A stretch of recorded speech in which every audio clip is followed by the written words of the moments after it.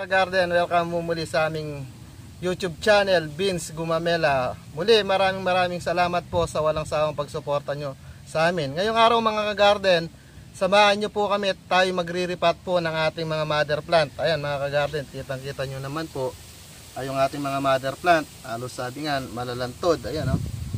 Ngayon po, i-repot po natin siya dito sa ating mga timba. Ayan. So mga ka-garden, dito po natin siya ililipat. Maliit po na ano to ha, maliit po siya na timba. Kailangan pagka halimbawa kung kayo man po magre-repot po kayo ng mga mother plant nyo sa timba, siguraduhin nyo po na may mabubutasan nyo po yung kanyang puwitan, kasi baka makalimutan nyo pagka dinilig nyo ano lang po yung tubig, hindi po matatanggal, mabubulok po yung mga adenium. Ngayon, samahan nyo po kami tayo i-replant po natin itong mga to para lalo pa pong gumanda. Ngayon yung ating media mga ka-garden, ito lang din po yung medyang palagi po namin sinasabi sa inyo, yung sunog na ipa, bulok na ipa, garden soil, at saka po tayo ng kalabaw. Ano po? Ayan, tingnan nyo naman po mga ka-garden, gaano po siya kaganda yung ating media. Oh. Ayan. Tara po mga ka-garden, samahan nyo po kami para makita nyo po kung ano po ba paano po kami mag-repot ng aming mga mother plant. Ang isang dahilan mga ka-garden kung bakit kailangan po nating mag-repot, isi-share lang po namin sa inyo, lalo po pagkatagulan, di po natin namamalayan, nabubulukan na po pala tayo. Ngayon, bakit po natin kailangan i-repot minsan ng ating mga adenium? Tulad po nito, halimbawa yung ating adenium, sira po dito sa ilalim, pero dito sa taas, good po na magandang nakikita nyo pero di nyo po alam. Dito sa ilalim, may diferensya niya. Ayan, yun po dadagdag lang po namin mga ka-garden, ano po, lalo dun po sa pinadalan po namin ng mga naka-uproot. Tingnan nyo naman po ito si Golden Year. Halos magto 2 weeks na pong naka-uproot to. Pero tingnan nyo naman po, nagbubulaklak na. Yan po yung sinasabi namin sa inyo mga ka-garden. Na kaya po kaya po ng adenium ang biyahe hanggang 2 linggo. At ordinary lang po na naglalagas po talaga ang adenium. Pero magpapanibagong dahon po yan. O, tingnan nyo po mga ka-garden. Imbis na dahon po yung lumitaw, bulaklak pa. Ayan o, bulaklak po yan ni Golden Year. O, ito mga ka-garden, in order po namin to mula Thailand. Ito, si Golden Year. Ayan o. Ilang weeks yan di naka-uproot? 2 weeks nang nakahugot to. Di lang natin naasikaso, pero tingnan nyo, kahit di po natin naasikaso dahil nga busy nga po tayo, pero hindi po siya nagkakaroon ng diferensya. Kita nyo naman, malusog na malusog pa. At, ayun nga, oh, kita nyo naman po. Sa sariling, sabi nga, sariling sikap, nabubuhay pa siya. Ayan o. O ngayon po, i-uproot na natin. Baka magtampo naman po sa atin. Ano? Ayan. Itatanim. Tatanim na po natin. Ngayon po, pagkapagtanim po natin, wag muna po natin siyang ibibilad. Ano? Pagka po tayo nag-repot, wag muna po natin siyang ibibilad. Okay. Didiligan na ba yan agad di? Wag muna din didiligan agad. Ng mga 3 araw. Or kahit 2 days. O, mga 2 days lang. Ayan.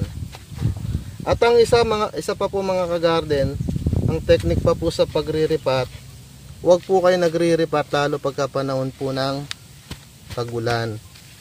Kasi bawal na bawal po yan. Pagka nag-repot po tayo, hindi po natin namamalayan. Pagka ugot po natin sa ating paso, nasusugatan po pala natin yung ugat ng ating adenium, tapos papasukan ng tubig sa ilalim. Ayun po yung magiging cause ng pagkakabulok po ng ating adenium. Ano po? Tingnan niyo po mga ka-garden. Medyo nakaano po siya yan, Nakahang. Hindi po lubog ang kanyang ano. Pero may technique po dyan mga ka-garden kung paano po mapapalaki yung codex ng ating adenium. Pero ito, naituro na po namin mga ka-garden, kumbaga i-refresh lang po namin sa inyo. Ito mga ka-garden, ang kailangan itong codex po na to, ilubog po natin. Ano po? Para yung codex po niya doon sa ilalim, mabilis pong mag-develop ang paglaki. Kung mo po itong si Golden Ear, malaki na po yung kanyang codex, hindi na po namin siya inilubog para maganda po siyang tingnan. Pero pagdating po ng limbawa yung inyong adenyum ay mga 6 months pa lang at gusto nyong bumalis yung kanyang paglaki ng codex, ilubog nyo po yung codex niya na po para mabilis po yung pag-develop niya. Ganun lang po yung technique po namin. Ano po? Yan.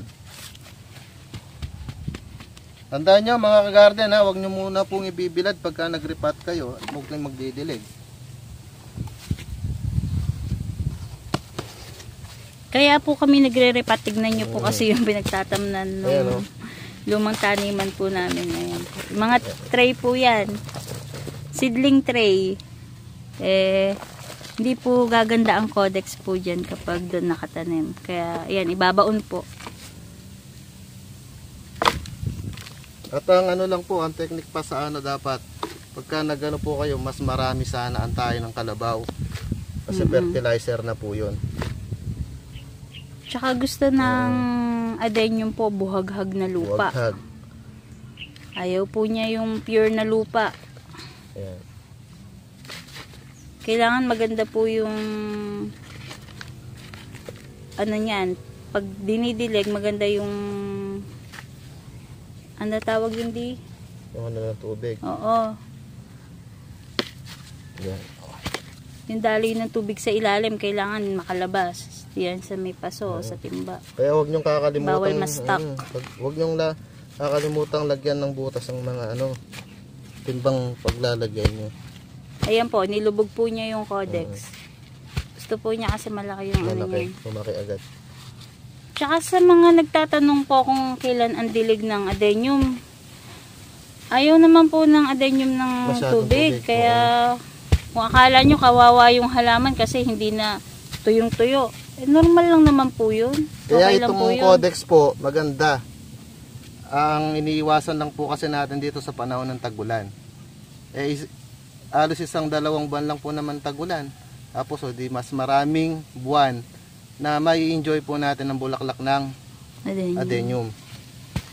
Kaya ito, sa mga busy moms, pwede po ito sa inyo, hindi po kasi siya didigin. At pagka nagkaganito po kayo, at lalo sa lugar nyo, madalang pa ang ganito, huwag yung i-display sa labas. Tawag pansin po sa mga Uso ngayon yung mga magdanakaw ng halaman. Ba't nung nauso po yung plantitas. At baka nagtataka po kayo mga ka-garden, kung bakit sa timba po natin nilalagay. Ito po kasing timba natin, affordable.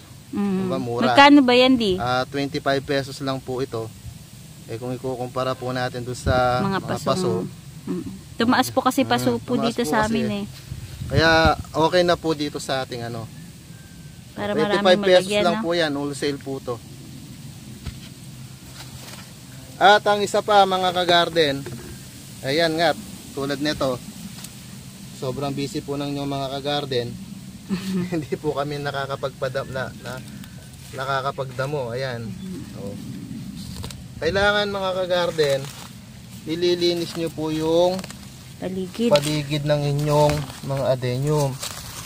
Kasi nga po, agaw pa sa vitamins na dapat sa adenyum lang napupunta. Yan po si Tong Chang. Yan Ito naman po si, ano ba yan? Sino ba yan? Si Rung Tawan. Yan si Rung Tawan.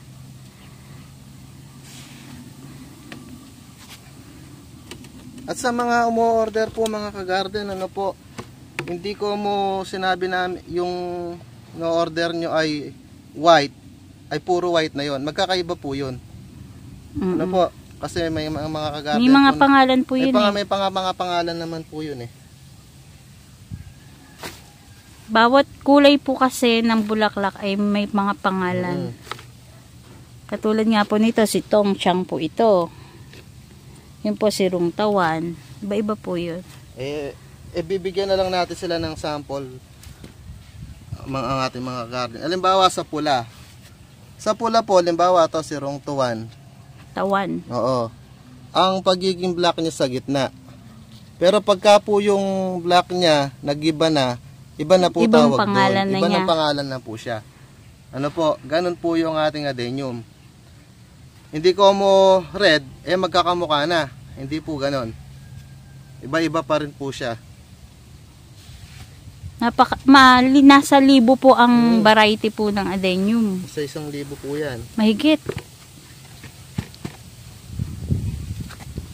Kaya yung mga nangongoleksyon, talagang alam nila yan.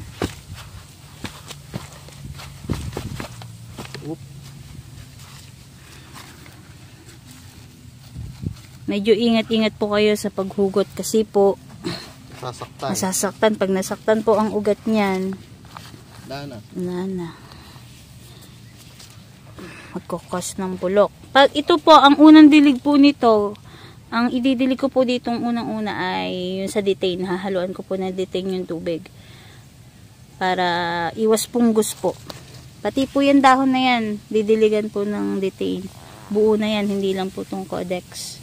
At isisingit ko lang po mga kagarden, ano po, doon po sa mga nagpapa-reserve po ng ating adenium grafted. Kasi, totoo po mga kagarden, di na po sana kami tumatanggap ng pa-reserve. Ang ano po namin ngayon, kung sino pong unang magbabayad, yun na po yung may-ari nung set na nakita nila kung ano po yung set na gusto nila. Unahan na lang po mga kagarden, hindi na po kami magbibigay ng set kasi natetenga po kasi yung ating ang ating pagpapadala kasi hinihintay pa po namin kayo. At hindi dapat po kasi sabay-sabay po ang padala natin at malayo nga po kami sa bayan. Para po isang bugso na lang po ang punta namin doon at di na po kami magpabalik-balik. Ano po, sana po mga kagarden naunawaan po ninyo. Kung kayo man po magpapa-reserve, siguraduhin nyo po kinabukasan makapagbayad po kayo. Ano po? Para safe na yung gusto nyong order, yun ay makukuha po ninyo.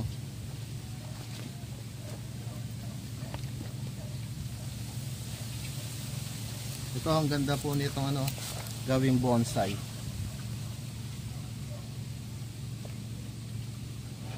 Hanggang dyan mga kagarden, tatapusin na po namin yung aming pagre-repat ng ating mga mother plant at mahaba na po yung oras po natin.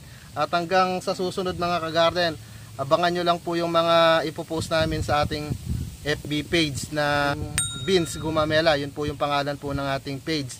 At lagi lang po kang mag-inquire, wag po kami mayang magtanong.